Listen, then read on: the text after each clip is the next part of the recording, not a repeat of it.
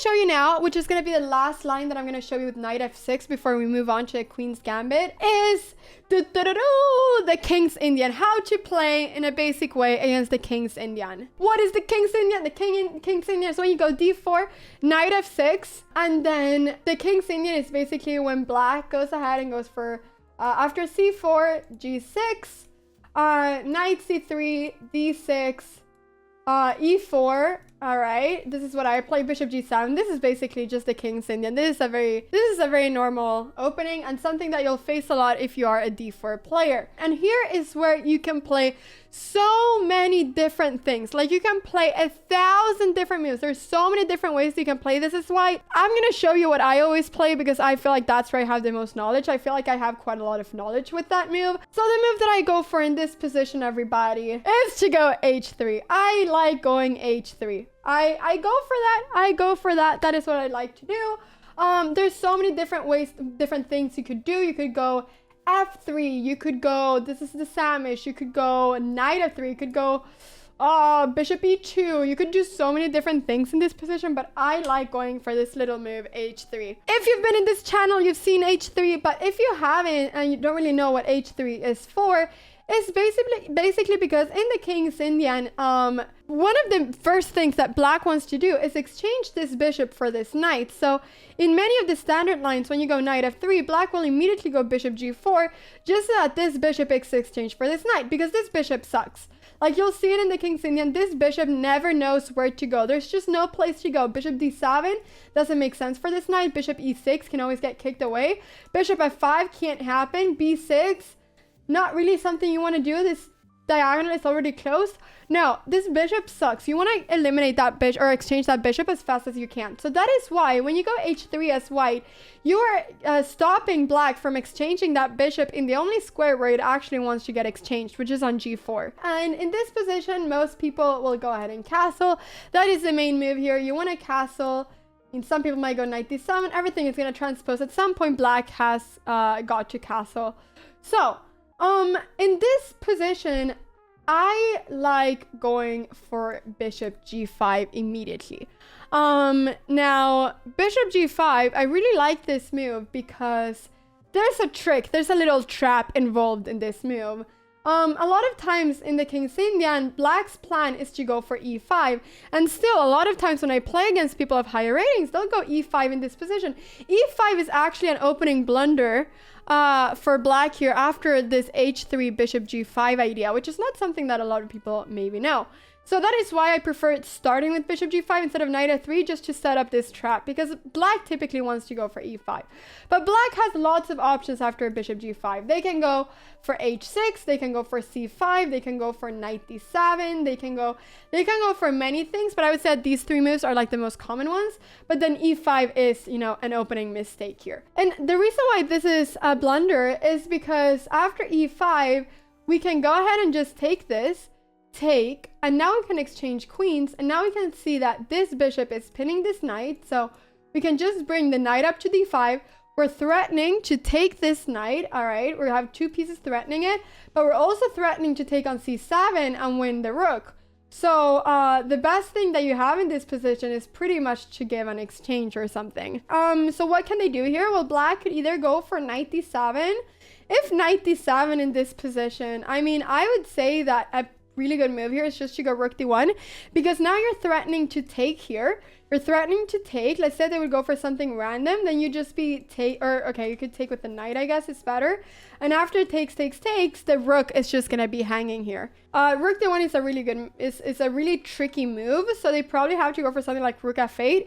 If they go for rook e8, then you have the fork, you're winning a rook. So they probably have to go for rook f8. That's the only move after rook d1, and then you can go ahead and take this one. And this is just now going to be very good. You can probably just go f3 just to defend this pawn forever, and it's very difficult to see how black can develop all of their pieces in this position right now. All right, remember this. They could also go for like knight takes d5 in this position, but then you can just go ahead and take the rook, and you're going to be an exchange up. Like knight f6, I mean, I would probably just recommend just taking, just because that knight can be very tricky, just developing your pieces and just playing this, you know, being an exchange up. that is that. If they go e5, remember that if they go e5, you can go ahead and just feel very good about yourself because you know that this is gonna happen. So yeah. So anyway, so bishop g5. We've looked at e5. Now we can also go ahead and look at another move, which is very similar to going e5, is to first go h6 to kick the bishop away from here to then go e5, right? So in this position, bishop e3 is the move that you go for. And the reason why you go bishop e3 is because sometimes you want to have the opportunity of going queen d2 and threatening this pawn over here on h6 and maybe perhaps even castling queenside. So this is definitely like, you know, where you want to go with this bishop. Doesn't make sense to put the bishop on h4 because that's not where the bishop wants to be. The bishop wants to be here in the center, defending this pawn and allowing for this, you know, for this basically battery. The only reason you go bishop g5 is just to annoy these pieces to stop black from going e5 immediately, basically. So bishop e3, and now they can go for e5 and they can go for c5. So we're gonna go look at e5 here in this position. After e5, you just want to go for d5. Typically, that's what we want to do. So you want to go for d5, and typically the ideas of going e5 is actually to get this square for another knight. So typically the plan here is for black to go knight d7, knight c5, and just put some pressure on this pawn, and then perhaps going f5 at some point. So these are typically the ideas with this. So for instance, knight d7 here is a very common move, and here what you do is that you just develop, and then a lot of times, well, they might start with knight c5 or they might go a5. Doesn't really matter, to be honest, too much. They could just go a5 first, just so that you never have b4 after. And in this position, I go for bishop e2. And after knight c5, what I typically do is that I go for queen c2. Now, queen c2, this line is very different from what typically you play. In fact, I remember when I was like looking at this is actually a lot of analysis that I made by myself like a few years ago. I remember that my parents were like, no, Anna, the theory is just to go knight d2. This is what you do. And it's like, yeah, like you go knight d2 a lot of times, but I really like my queen c2 idea. And the idea of going queen c2 is actually to just castle queenside very, very, very, very, very quickly. I got the question of why you wouldn't just exchange this bishop for the knight. And the reason why I don't like doing that is because in a position like this, I'm not going to say that this is objectively bad. It's just like very boring. This bishop is actually a very good bishop for white. You can see that all of these pawns are in light squares, so this is our good bishop. It doesn't honestly make too much sense to exchange our good bishop for that knight. We typically don't really want to do it. So you know, after b6, there's just going to be a big blockade, and we're not really going to be able to like have as many options. We might want to go, you know, f4 at some point. We're going to go g4. We can't really do that when that bishop is gone, and this knight is actually not that scary. After queen c2, we're just stopping all of the threats that that knight has. So why not, oh yeah, so why not knight takes e5? Because after knight takes e5 in this position, you have knight takes e4. This is a good tactical thing to know about. And now you are threatening the knight and you've won a pawn, right? So if you go knight takes e4, then you'll just go ahead and take this one. If you go for something like, I don't know what you would want to do, but nothing here really works, because you're always going to be able to take this one at threatening the queen. And here there are different things that black can do. The two main lines in this position are to go knight h5 to go for f5. This is a very common move. So this is, you know, the first move, and the second move that's very common to go for in this position is to go for b6. And b6 is just a way to just really making sure that, you know, just adding some extra support to this knight, making sure that there's never any tricks with e5, etc. This is just a very common move, and maybe to get this bishop out to a6 or b7 as well. So these are the two moves that are, you know, the absolute main moves. So I'm going to start with knight h5. After knight h5, what I typically do is that I go g3 just to stop the knight from going f4.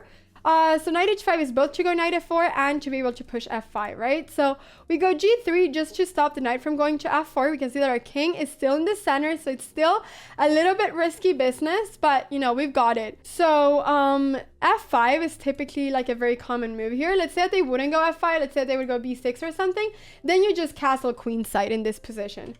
But f5 in this position is very common because that is basically like, you know, the idea with all of this.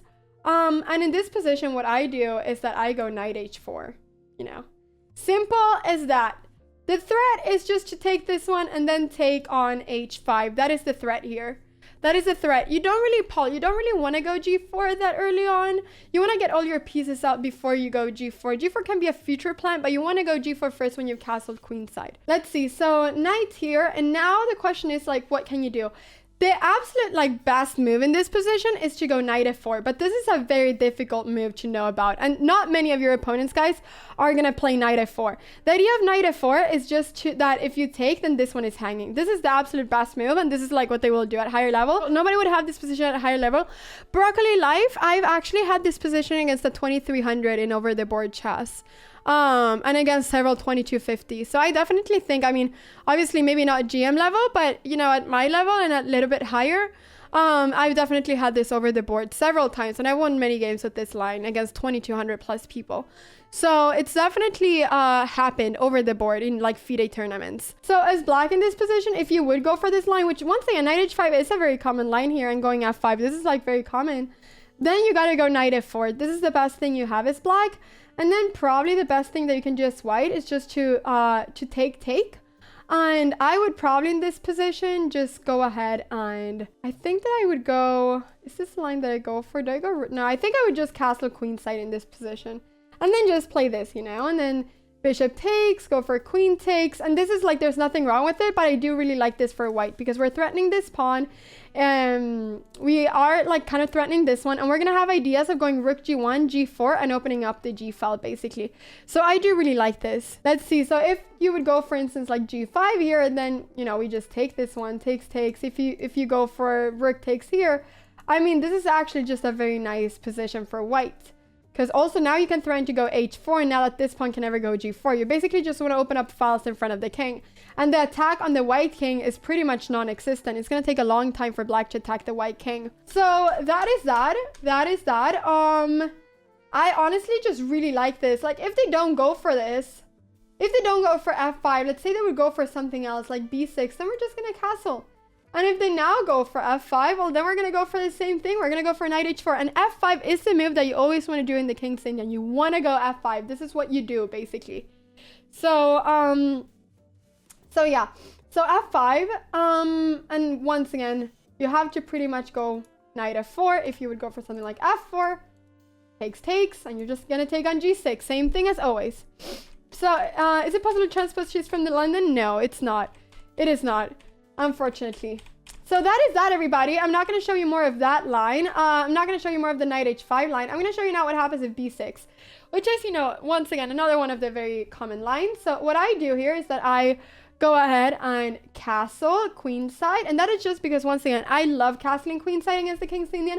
I think it leaves a lot of I think it stops black from doing a lot of the things that they want to do in the King's Indian. Typically as black, you want to have the white king over here, you want to go f5, you want to just start pushing all your pawns, go g5, f4, go maybe even h5, g4, go for all of those things. And I just don't like that. I don't want black to do the stuff that they want to do when I play chess. No, I want to play against what my opponent wants to do, which is why I love this opening. So I'm castling queenside now, and the idea is very simple. The idea is that I am at some point now, whenever you want, or whenever I have the opportunity, if you don't go knight h5 now, I'm going to go g4 immediately. And I'm going to stop you from at any point going knight h5 or f5 for the rest of the game.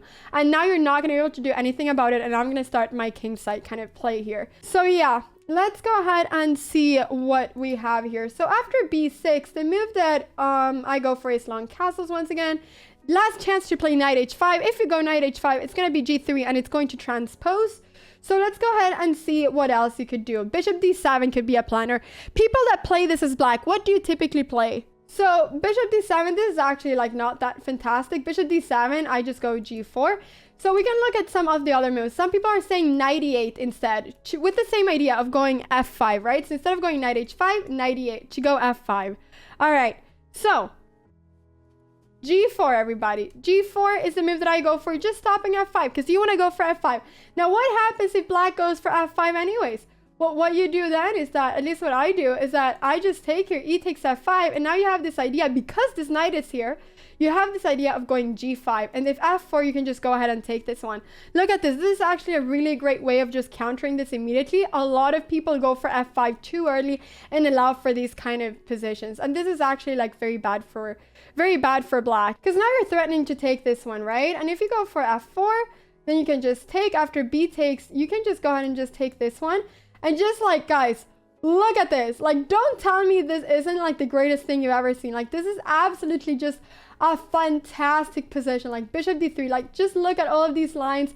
Just look at all of this. This is just fantastic. You're stopping bishop f5. You're going to be getting a rook up here. This is +5 for white already. This is basically just game over. Anyway, so bishop g5, we've been looking at e5. We've been looking at h6. The last line that I want to show you, is c5 here, because this is another main move in this position. Yeah, so this is another one that I want to show you, c5. In this position, this is when I go for some crazy stuff. I'm going to show you something a little bit more, you know, solid and comfortable. But anyways, d5, everybody, is what you go for. c5 is just another way of attacking the center, but an immediate way of doing it now that e5 doesn't work because of the trick that I showed you before. Queen e8 is a move. Adri, queen e8 is definitely a move. This is probably, but it's actually not that common in lower levels, which is why I am not showing you queen e8 right now immediately. Queen e8 it's one of the most like theoretical lines to go queen e8, and then there's like lots of things happening. Queen e8 is definitely a move, but I'm gonna focus on showing c5, d5, h6, because these are the ones that I face all the time, and also I think that that's what most people will face. If you go queen e8, I could actually show you very quickly. If queen e8, I mean, typically what I go for is just bishop d3. You want to go e5 typically, and what I do in this position, you could just go d5 and just get a position similar to everything else. You could just go for that. Just simple. It's going to be very similar to the other things with e5, just that the queen is over here. It can definitely transpose. So yeah. Okay, we're getting more theory. I mean, I just think that this is just, I can't show everything, but queen e8 is definitely a move. So let's go ahead and look at c5 and then d5. That is basically the move, and the idea of going c5 is that you immediately want to go e6 and just counter the center again, right? So after e6, there's many things that you can do, but I would recommend going bishop d3. And now after bishop d3, typically what's going to happen is that the pawn is going to be exchanged, and you're going to be taking here on d5. You're going to be taking on d5. So in this position, you can either go c takes or e takes. I like going for e takes, but I think it's like very difficult to play that. So because that's when I have my crazy lines, and I don't know if I would actually recommend this. So I would say that c takes is just very common. Typically, the idea of going c takes is that black wants to go a6 and b5. So if they ever go a6, you go a4, and this is kind of similar to a Benoni in a way, like a little bit similar. Typically, rook e8 is going to be played. I would just say knight f3 is good. You know, you might go knight b7, castles. If h6, always bishop e3. If they ever go knight e5, you always just take on e5. Cannot take with the pawn. Gotta go with the rook. And then at some point, you might even be able to go f4. It kind of depends on the position. Might be scary to go f4. I like going f4, but it's a little bit scary. But I always like going f4 to go for these kind of plans. And queen f3, and this is just a position. So whenever they go a6, once again, you just go f4, a4. So this is just basically, yeah, this is just basically kind of how it goes. So I actually really like these kind of positions for white. So I would say that c takes is, you know, very good. They might go for something like, I don't know, g5 or something at some point, just to stop f4, and because g5 is typically a move that you want to go for in this line. But I would say maybe because you also want to go g4, and then maybe you can go knight d2, knight e5, you know, bishop e2, and then at some point maybe go f4 or do everything else. So do you have any questions about this, you know, about anything around this? This is pretty like short what I'm showing you, but I think you don't really need to know a lot more than, you know, just going for, you know, bishop d3, taking with the c pawn, getting the pieces out, castling early on, always going back to e3. Okay, rook e6 was not the move. I mouse slipped. I mouse slipped. I mouse slipped. Do you always castle short with c5? Yes, with c5 you always castle short. Because now the play, especially when you take the t-pawn, the play is going to be focused on the queen side. And if the play is focused on the queen side and not the king side anymore for black, then you want to castle on the opposite way of where the king, of where you like all the play is going on. What about rook e8 instead of rook e8 is just very, like, this is just not a common move. You can just get your knight out and it's going to transpose. At some point, you got to go c5 or e5, you know? So yeah, that is, I don't really think that there's a lot more to say about it. Just remember, getting your bishop out first, takes. I don't know, rook e8, maybe knight d7 first, always knight f3. If they ever go here, you always take it. Maybe b5. This could actually be a kind of good to show. So b5 could be a move here. The idea is to go c4 and then get a knight up over here. So you can see that if castles, this could be an idea for black. And now black, I mean, this is definitely like totally okay. Like this is not bad for white. It's just that, you know, this might, you know, be a little bit more comfortable for in some way for black. So this is actually a pretty good line to look at. But I would say that after b5, the idea is that, you know, if knight b5, I think the idea is just to go queen b6. But after queen b6, you always have a4. They're probably going to go a6 just to be able to take this pawn. But in a position like this, you can either go a5. I think that a5 is pretty strong. Then queen b8, and then you just go back to c3. And if they go queen takes b2 or something, you can just go knight a4 and then maybe bring your knight up over here. I hope that you guys have enjoyed this though. I hope that you've enjoyed this. I'm thinking the last thing actually, now that we are going through this, maybe we could actually go ahead and just very quickly talk about queen e8. I think that could be pretty interesting because we actually have time for this. So let me just very quickly cover queen e8 a little bit more profoundly. Queen e8, this is like one of the main moves. Very annoying to play against, to be honest. Now all the fun stops, I feel like. But anyways, it's okay. Queen e8 is a move. The idea of queen e8 is just to get the queen out of this pin. You know, that is basically the plan with that.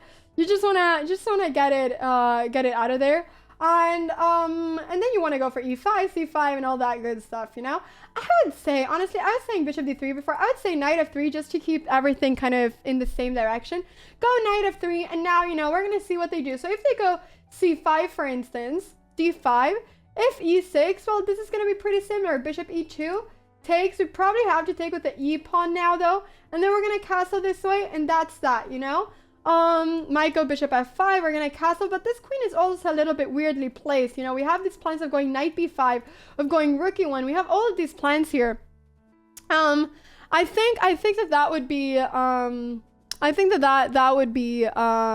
a pretty good, just a pretty easy way of remembering this. Because after I go queen 8, they gotta do something. If they go e5 in this position, well, I would honestly just kind of roll with the same dice and just go d5, knight fd7. I think that this is the way of keeping it very similar to like the whole repertoire, knight c5, queen c2, and just kind of saying that, you know what, this queen on e8 is actually worse than on d8 because this rook wants to be there, you know? So I think that this actually just makes a lot of sense to just go for stuff like this. Let's see, what if knight b5 after queen e8, just knight a6? So after queen e8, that is a fair point. After queen e8, what happens if knight b5?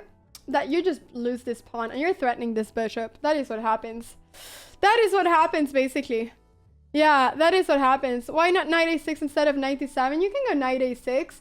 You can definitely go knight a6. So we can go ahead and look at that. So queen here. Knight f3. I'm just going to keep this in, you know, I don't know how to say it, in roll with everything else. We can fork the queen and rook.